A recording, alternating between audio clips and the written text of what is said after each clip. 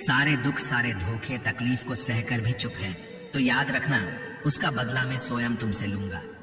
जीवन में आधे दुख इस बात से आते हैं कि हमने उन पर भरोसा किया था जिन पर भरोसा नहीं करना चाहिए था, और आधे दुख इस बात से है कि हम उन पर संदेह कर बैठते हैं जिन पर संदेह नहीं करना चाहिए था। मैंने भगवान से कहा, कैसे करूं तुम्हारी पूजा? भगवान ने कहा, तू खुद मुस्कुरा, औरों को भी मुस्कुराने की वजह दे। बस हो गई। मेरी पूजा आपके साथ जो हुआ अच्छे के लिए हुआ, जो होगा वह भी अच्छे के लिए होगा, और जो हो रहा है वह भी अच्छे के लिए हो रहा है। इसलिए तुम वर्तमान में जियो, भविष्य की चिंता मत करो। श्री कृष्ण कहते हैं, यदि किसी का दर्द देखकर तुम्हें तकलीफ होती है तो तुम वास्तव में इंसान हो। दुनिया में सबसे ज्यादा सपने इस बात ने तोड़े हैं कि लोग क्या कहेंगे। जीवन के इस रण में खुद ही कृष्ण और खुद ही अपना अर्जुन बनना पड़ता है, और अकेले ही जीवन के इस महाभारत को लड़ना पड़ता है।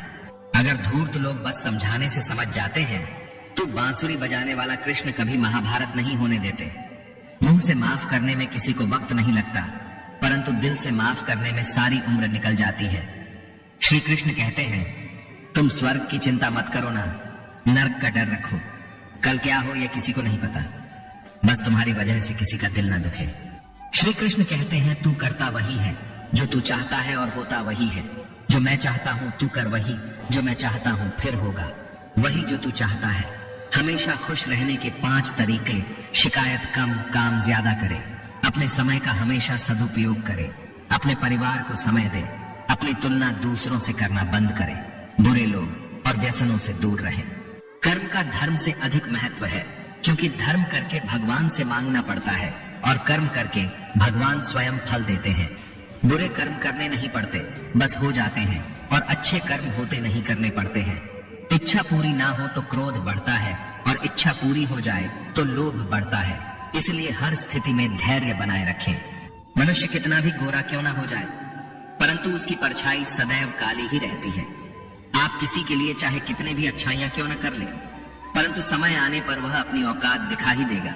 इंसान जहां आपकी एक गलती पर आपसे हाथ छुड़ा लेता है, वही श्री कृष्ण आपकी एक प्रार्थना पर आपका हाथ हमेशा के लिए थाम लेते हैं।